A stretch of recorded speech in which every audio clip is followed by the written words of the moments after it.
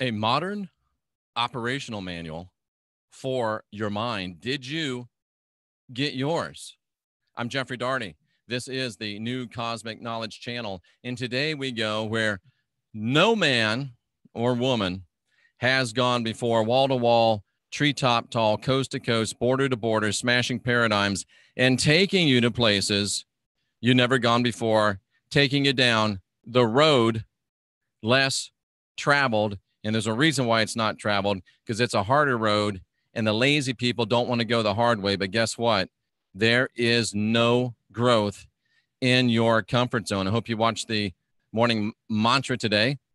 It was some good stuff. I've got some revelation knowledge for you here today.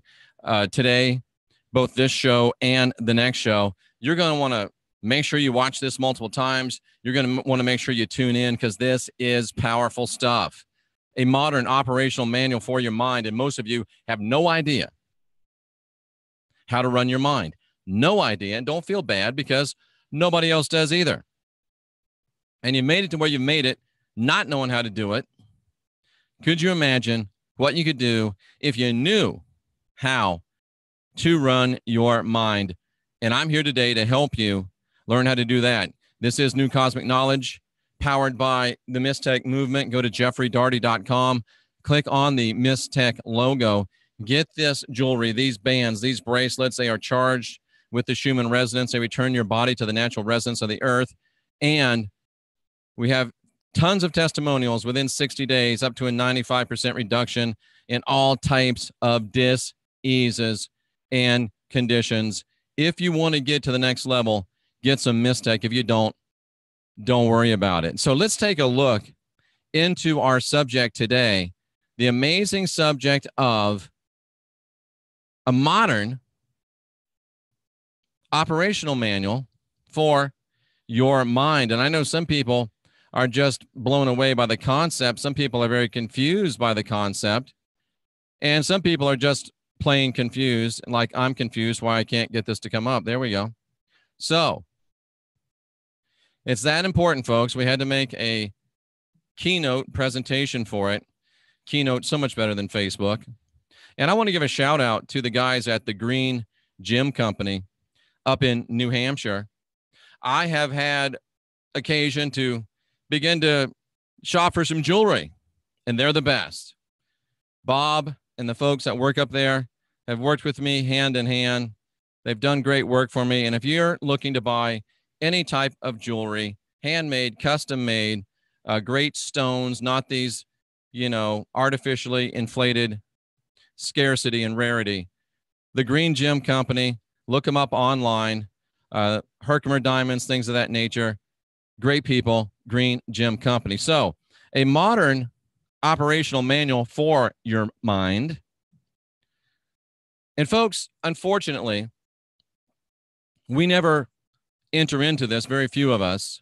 And this is a quote: the grandest of adventures, trying to find out why you tick, why you're as right as you are, or why you even function at all, why you think at all, would be quite an adventure.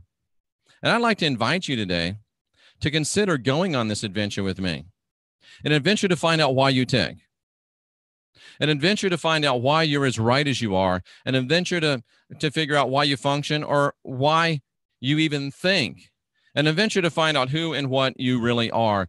And our minds, they really are a great mystery to us. And it really is a great conundrum. Now, somebody wants to know, what is a conundrum? Well, we don't want to go past any word that we don't understand here, because it reduces your ability to comprehend other words past that by up to 60%.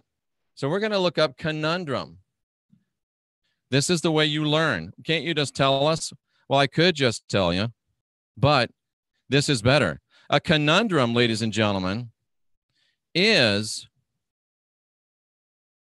just disappeared from my screen. A conundrum, ladies and gentlemen, is a confusing and difficult question or problem. So we have a confusing, difficult question or problem as it relates to the workings of our human mind. We've got a conundrum. We've got a problem. We've got a question. And that conundrum, plainly put, is that even though our minds are our constant companions, I mean, no matter where you go, there you are, right? You can't get away from your mind. Even though it's your constant companion, we know nothing about it. You guys here are the cream of the crop. You're the best of the best. You're the most enlightened of the most enlightened. And yet you know very little to nothing about your mind and how it works. And the bottom line is that our every human crisis can be directly traced back to ignorance of your mind and how your mind works. And yet we live in a culture that is all about being smart and education and how smart you are, how intelligent you are. And still, even in a culture that is education focused, and it's education focused, not enlightenment focused, education is their word for indoctrination. And enlightenment is something they avoid at all costs. And we're going to show you why here. I'm going to show you how to defeat that. All this in a culture that reveres thinking and intelligence. How could you not have figured out how to run your mind by now? How old are you? I have I got a comment from a 19-year-old yesterday. I'm so glad I found your channel at 19 years old. I'm learning a lot of great information. Thank you so much. That makes me feel great. My youngest faithful viewer is 5 years old, and she's not a normal 5-year-old. So how can we, and you know, it's funny, Sophia knows how to use her mind better than most of us do, but it's our mind. We always have it, and yet we know nothing about it. Why? Well, here's the main reason why. Because as a species, ladies and gentlemen, as a species, we suffer from pandemic farsightedness. Okay, what's pandemic mean?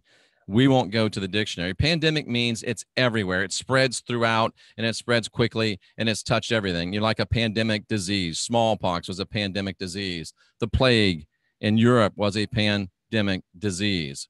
It spread everywhere. So there's this pandemic farsightedness within the human race.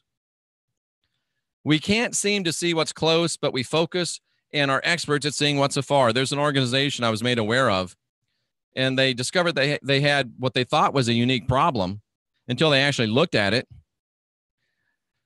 They had an office in London, and all the people in London were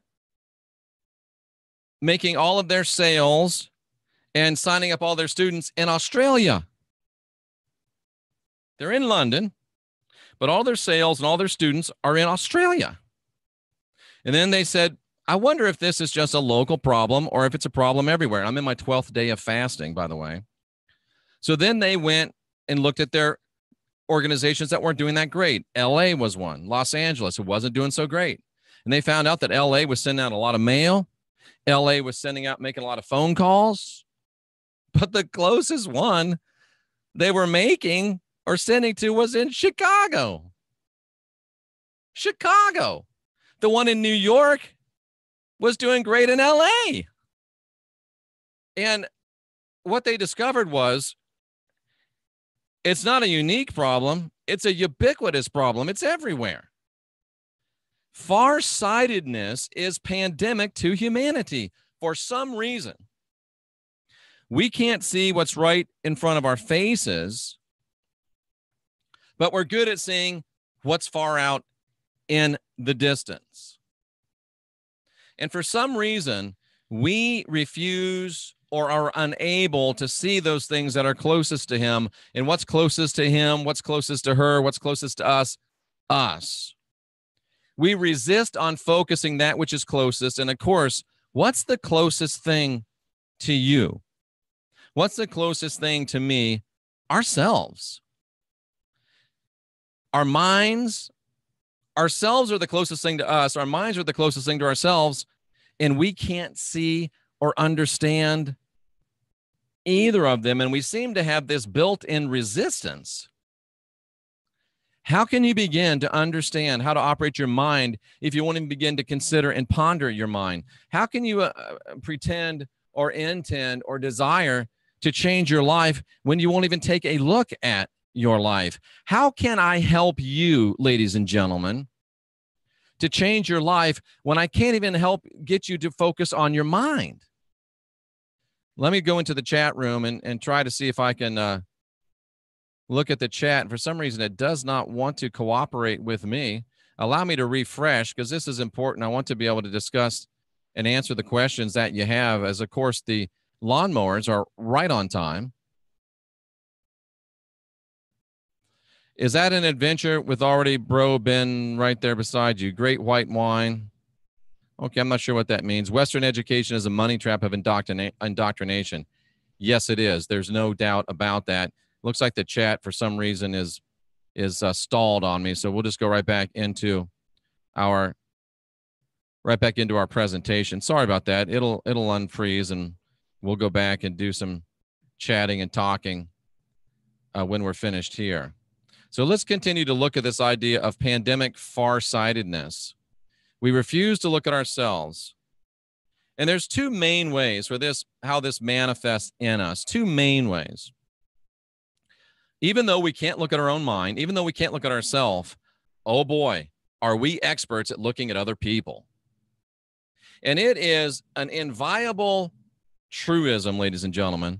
It's never wrong that the people who most refuse to look at themselves, the people who most refuse to understand themselves, the people with the least introspection, the people that will not stop and look and examine themselves, they're the best people in looking at other people's lives. It's like the best parent, the person with the most parenting advice is a person without children. The person with the most relationship advice is a person that's never been married. Think of the ridiculousness of being a Catholic and going to a priest who's taken a vow of celibacy for marriage counseling.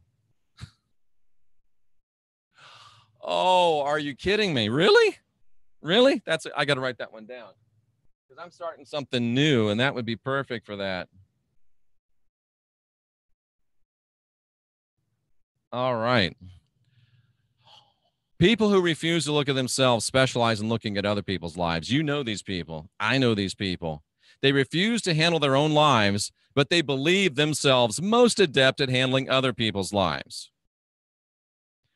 They won't look at their own life. They can't see that they're a psychopath. They can't see that they're a sociopath. They can't see that they're a narcissist. They can't see that they're a controlling monster. But they're able to look with great clarity into somebody else's life and identify, well, let's see, yeah, she's got this issue. Yep, I see that very clearly. She's got that issue. And, oh, yes, he has this issue. Oh, there it is. I see it. I was expecting that. Yep.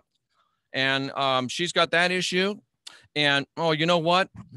I think I should tell everybody that she has this issue and he has that issue. And boy, I am so smart at identifying the issues and the problems in other people's lives. Of course, I'm too much of a coward to look into my life. You know people like that. I know people like that. Don't be people like that. A parent that refuses to look at their own life will control and manipulate the life of their child. Joe won't look at his life. Joe won't examine himself. Joe won't take a look into why he can't sleep at night. Joe won't take a look into why, when he lays down at night, he hates himself and he's filled and racked with guilt. Joe won't look at why he can't be faithful in relationships. Joe won't look at why he can't be honest in business. Joe won't look at why he can't get his life together. But Joe's very, very capable of looking at Mary, his daughter, or Billy, his son, and figuring out exactly why Mary or Billy can't do what they want to do, or why they've made so many mistakes. Or it's, of course, Mary or Billy's mommy that can make those mistakes. Joe can't look at himself. Joe doesn't have the honesty or the integrity or the guts or the courage to look at himself. But like a true coward, Joe can look at his son, at his daughter, at his wife, at his ex, and he can find all the problems wrong in other people's lives. Don't be like Joe.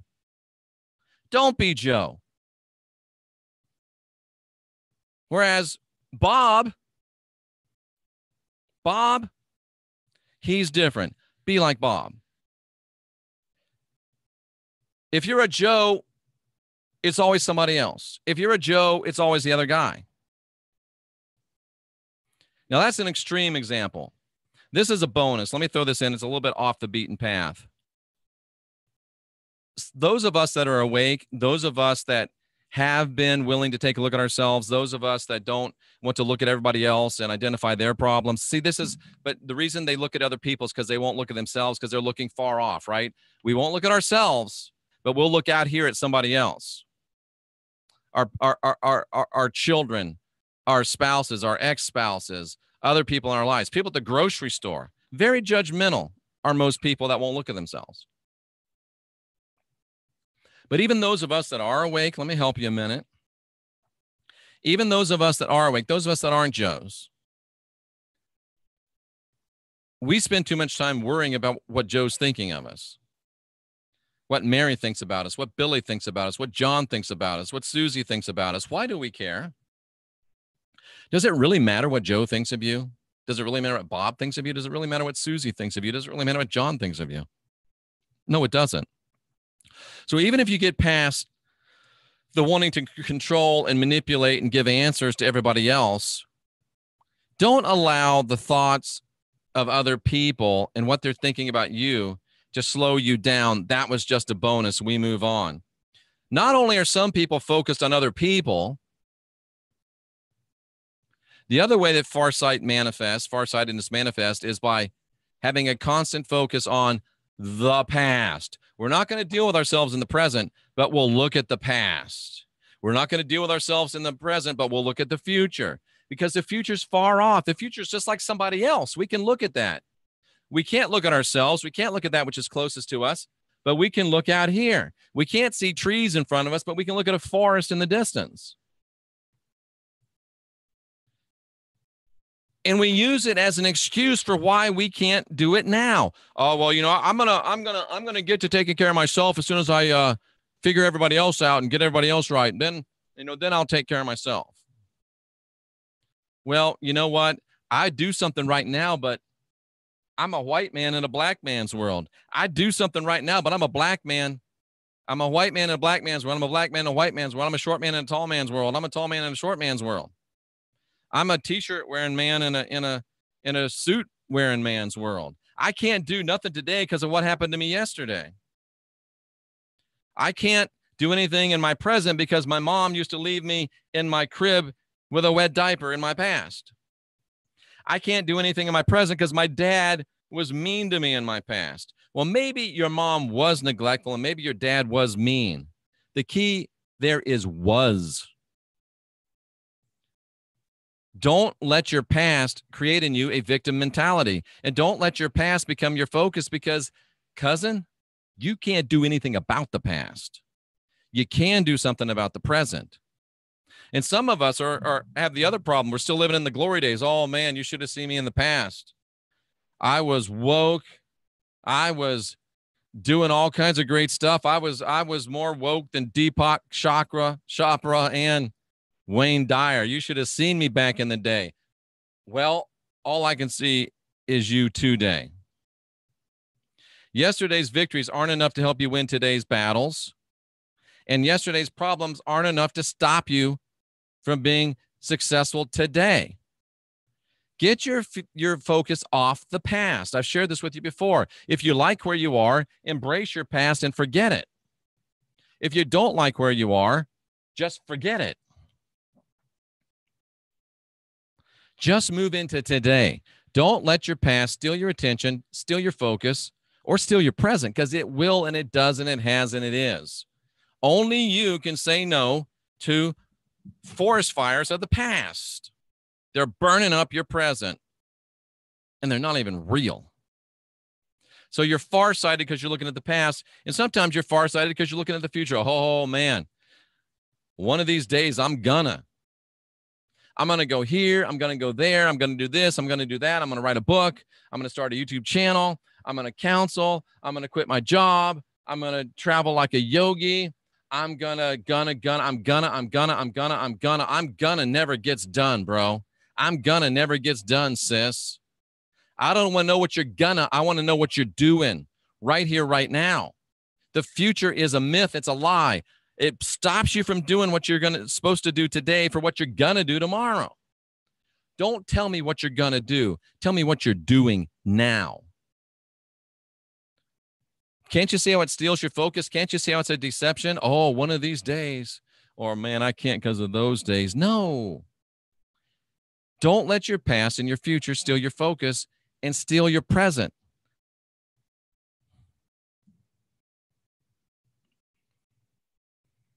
The future, it's just another, you never get around to doing it. It's just another avoidance strategy. Just like I'm a victim of my past. What's the answer, ladies and gentlemen? The answer is to focus on ourselves. The answer is to take your focus from far off and bring your focus to the man in the mirror.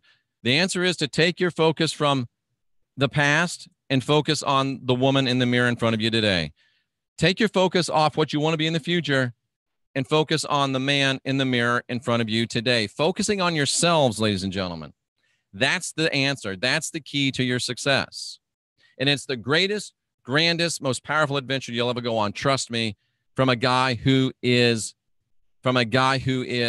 living it. Is that a happy guy in that picture? That's me. I focus on me. Is that a happy girl in that picture? She focuses on her. That's why we're being successful, because we focused on ourselves. That's why we're living this grand adventure, because we focus on ourselves.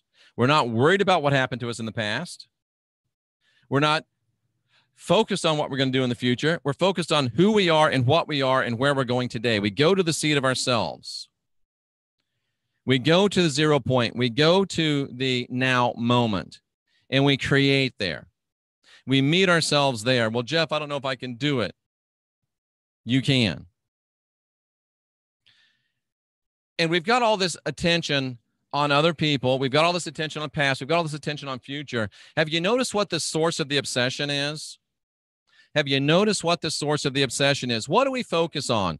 Who was I using? What did Joe focus on, right?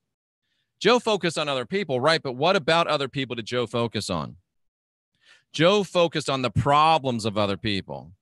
Joe focused on the problems of his daughter. Joe focused on the problems of his son. Joe focused on the problems of his spouse. Joe focused on the problems of his ex. Joe didn't focus on the fact that he's cheating on people. He's cheating in business. He's not happy. He's not healthy. He's miserable. Joe don't want to focus on that because Joe is a coward and can't focus on that. So it's much easier to focus on other people. But what are you focusing on? And when Joe does focus on himself, what does he focus on? Why am I so morally bankrupt? Why am I so morally alone? You're focusing on errors, bad, wrong. Think about that. What do you focus on most in your day? If you look at other people, what are you looking at? I'll guarantee you 99% of you are looking at what's wrong. And when you look at yourself, what are you looking at? I guarantee you 99% of you are focusing on what's wrong, what's lacking, what's not right. And there's a reason why you're doing it. It's because of big-time religion. We focus on the bad and we search for the wrong because we've been taught that we're born with original sin. We've been taught that somebody had to die and shed their blood for us. We've been taught that we are worthy of death. We're just sinners saved by grace at best. We've been taught we were born with original sin. And the fact is that you're born with a spark of divinity within. We're focused on bad. We're searching for wrong in others. And when we do decide to look at ourselves, do you see the key? We won't look at ourselves because we don't want to see the bad. We don't want to see the wrong. We don't want to see the sin. We don't want to think about the blood that was shed that we might have life because we were so bad. And of course, that's bogus. It's not true. But you won't look at yourself because you've been made afraid to look at yourself. You won't look at yourself because you've been taught that you're not worthy and that you're sinful and that you're dirty. That's why you won't look at yourself. And that's why it's so easy for you to look at others and identify the problems in their lives, because then you don't have to deal with the problems in your lives. And you can say, oh, those people are bad, they're wrong, they're messed up, and it makes you feel justified. Well, I'm not as bad as them. I might not have the courage to look at myself, but at least I'm not as bad as they are. Do you see how that turns the whole It's so amazing to me that Christianity completely turns the paradigm of the Christ or Jesus or the Master, as I call him, the guy that they say the religion's built on. They completely turn his teachings upside down. He said the greatest commandment is to love your neighbor as yourself. Oh, no, Jeff, he said the greatest commandment is to love God. Well, I'm getting to that. The greatest commandment is to love your neighbor as yourself. Love your neighbor as yourself. Does loving a neighbor mean identifying all the neighbor's faults? Does loving a neighbor mean cutting the neighbor down? Does loving a neighbor mean making a list, checking it twice? Does loving your neighbor mean being focused on the wrong in the neighbor? But you can't love your neighbor because you're loving your neighbor, if you're a Christian or want to be a Christian, the way you love yourself. But if yourself is a sinner, if yourself is born in original sin, then you know they are too. And that's what you're focused on. But the reason the Master said love your neighbor as yourself, because of course you have to love yourself. And how can you love yourself if you're full of original sin? You can't. And that's a lie. You're not. The Christ said that you've got the spirit of divinity within you, the spark of divinity within you. The Christ said that everybody that comes into this world is enlightened. And when you realize you're enlightened and you realize you got the spark of divinity in you, you can give yourself a break and you can say, I can love me because the spark of divinity is in me. I can love me because God's in me. I love God. Ooh, I love God. I love the divine that's in me. I love me. And now that I love me and I know that I'm filled with the spark of divinity, now when I look at my neighbor, well, maybe my neighbor isn't perfect in this area, but they got the spark of divinity within them. So let me love them. Maybe my daughter isn't perfect on this, or maybe she says or does things I don't like, but she's got the spark of divinity in her. Let me love her. Maybe my spouse isn't getting this right or that right, but she's got the spark of divinity. I should love him. Maybe my ex is a dirty, rotten scoundrel, but she still has the spark of divinity in them, and I can choose to focus on that. And when you choose to focus on the good in you, first of all, you got to choose to focus on you. And when you choose to not focus on the bad in you, because there isn't any bad, endemically, you're born with a spark of divinity, then you can focus on you and you can focus on the good, and that changes your whole perspective of you. And now you're happy. Now you're healthy. Now you're sleeping. Now you're not cheating on people. Now you're being a good citizen. Now you're not cheating people in any ways, romantically, business-wise, or any other ways. And now you can begin to look at your neighbor. Instead of being critical of them, you can look at ways to help them, like Sandra just did in her video. Instead, when you see a person at the store, instead of saying, look at what she's wearing, you could smile and say, have a good day. Because of big-time religion, we focus on the bad and search for the wrong.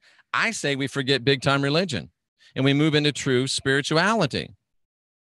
And folks, the fact of the matter is you're more right than wrong.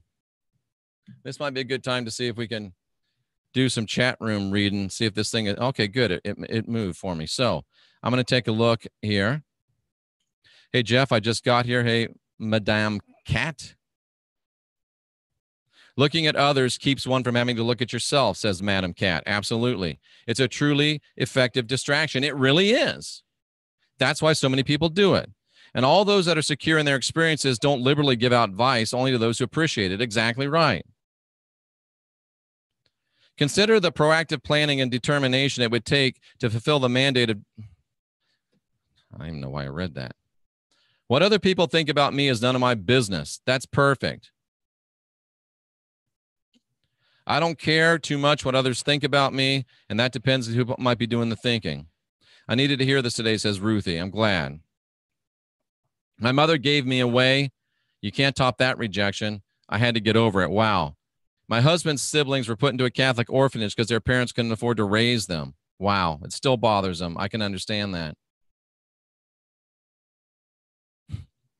Thank you. It is a beautiful picture. I always want to see the good in people, although sometimes it comes back to bite me in the butt. Well, better than the other way. You have to train yourself to look for good. Exactly. Frank Please stop preaching. Jeff, I scrutinize myself to the point where people say I overthink it. Sterling, would I be out of line to say that you're probably looking at faults? That your focus is on the fault? Why don't you catch yourself doing something right? Why don't you catch yourself doing something good? Why don't you change your focus? Be forgiving of yourself and others. Whenever I try to be nice to people, they look at me like I'm crazy. Well, they probably think you're crazy anyway, Catherine. At least they think you're nice crazy. Wendy says what Jeff's saying is correct. I see everything differently now. I hardly ever see anyone's faults or inadequacies. Now, you have to, when someone shows you who they are, you have to believe them. But I get your point. Let's go back to our study now. Let's try to go back to our study now. Where is it? Well, let me stop the share while I stumble around. There it is. Oops. This is good stuff. This is good stuff. All right. Folks, the fact of the matter is, no matter where you are or what you're doing today, you've done more right than wrong. Grab a mirror, and don't worry, I'm not going to have you do a mirror meditation. Don't do those. I'm telling you, don't do them.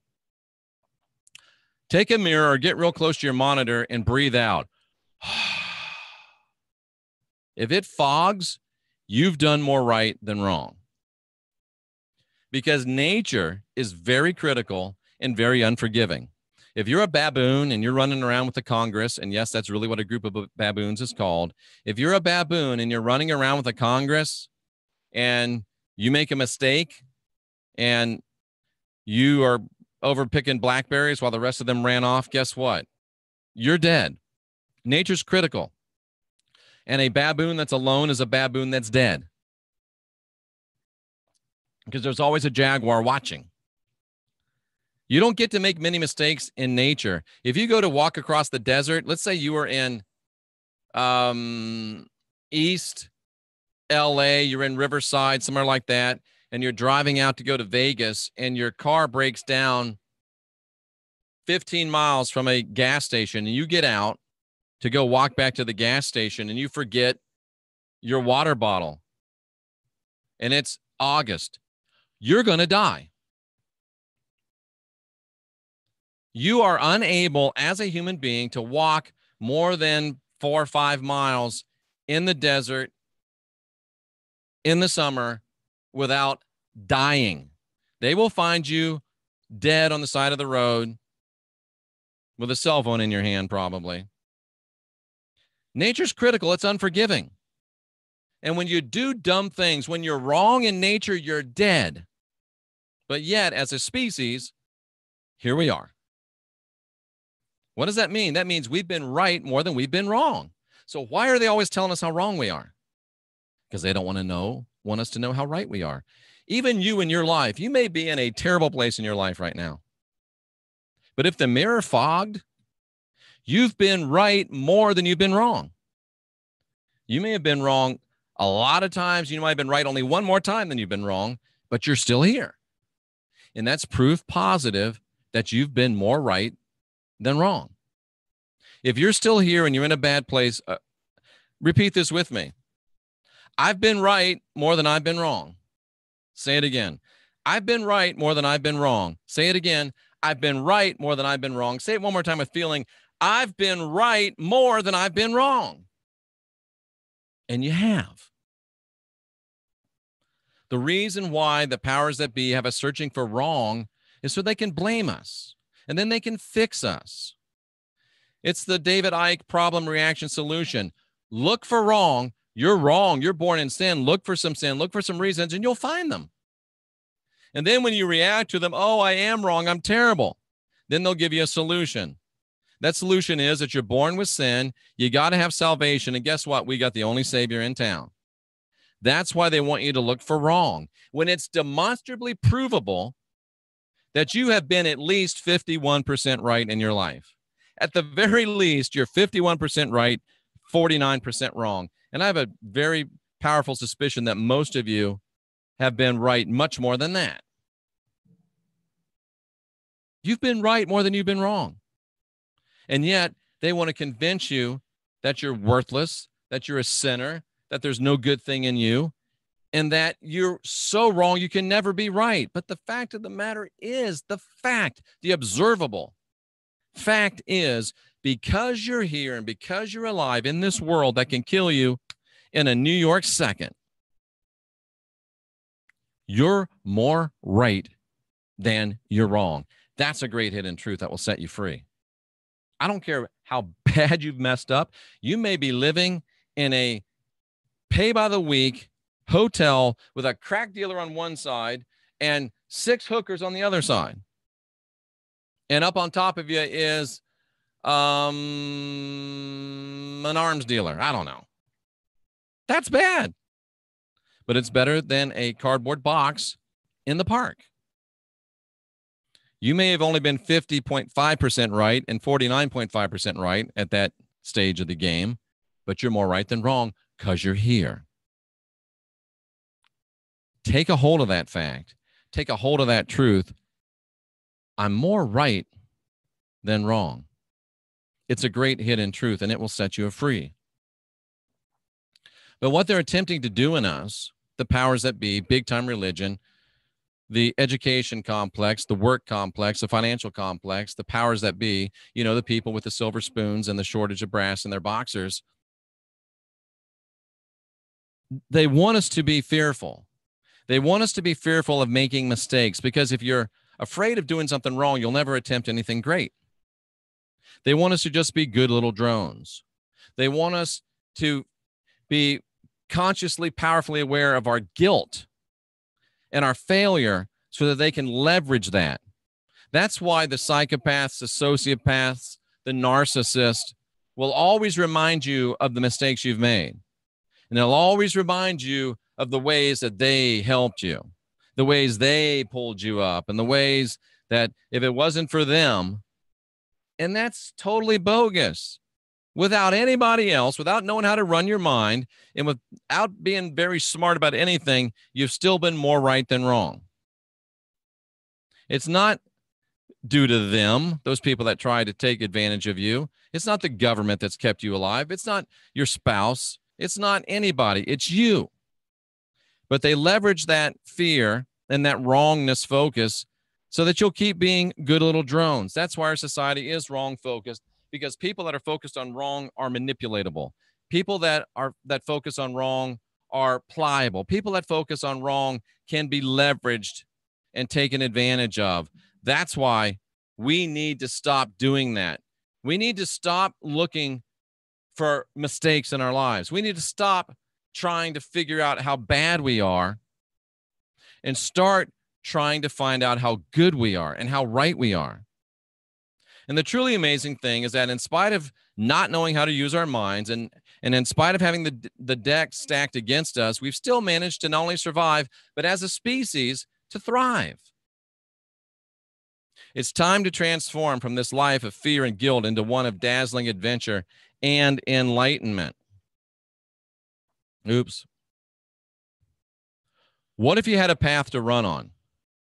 We've made it this far not knowing and without anyone or anything to show us how. What if we had an instruction manual? What could we accomplish then? It would be a quantum rather than evolutionary step. What if we had that? What if we could leverage that? What if we've been this successful, being this silly, what could we do if we actually had a path to follow? If we actually had a track to run on? What could we do? I suggest to you that after 37 years of study, 37 years of toil and anguish, 37 years of study across the spiritual spectrum, I submit to you that I have come pretty close to giving you a path to run on. I've come pretty close to giving you a path that you can use to correct your analytical mind and to put yourself back in charge of your mind. I can teach you how to know your mind. I can teach you how to use your mind. I can teach you how to fix your mind. And I can teach you how to optimize your mind. From there, you still got to use it. I'm working with people every day. If you want to learn about your mind, if you want to learn how to fix and repair your mind, and if you want to learn how to optimize your mind, I can help you do that. I can't think for you, but I can help you to think clearly so you can make good decisions for yourself. Right now, you don't know how to use your mind.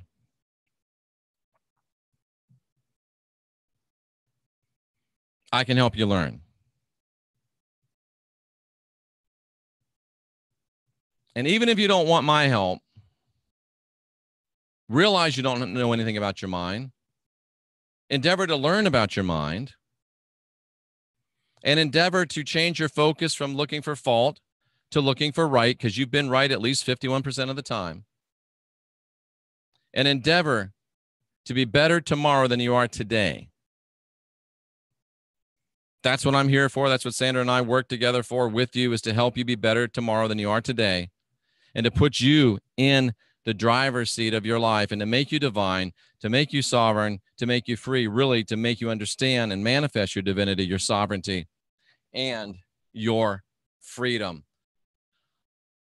We can give you a modern manual for the operation of your mind, or you can develop one on your own, but you got to do something today, because right now, what we're doing, it's just barely working for us, but we can do better. Thank you, Karen. That's powerful. She says, what you're teaching is, you're teaching us parents, you're teaching us what we need to teach our children, is what they're saying. And so is Sandra on her channel, the Sandra D'Angelo channel. Powerful stuff. And tomorrow we're going to be talking about the sacred secretion on serpent and dove. And we got a lot of powerful programming coming up, folks. How to use your mind, how to maximize yourself physically, how to maximize yourself, optimize yourself spiritually. Every day we're getting very, very practical on how you can change your life and create yourself and live the life that you'll love. I'm Jeffrey Daugherty. This has been New Cosmic Knowledge, teaching you to ask questions, question answers, reminding you you're divine, you're sovereign, you're free. It's your mind. Quit looking at everybody else's. Quit looking at the past. Quit looking at the future. Look at your mind. Look at your mind now. Get honest with yourself. Look for your good. Let the bad go. And begin to create yourself. And that's how you start, ladies and gentlemen, to unindoctrinate yourself.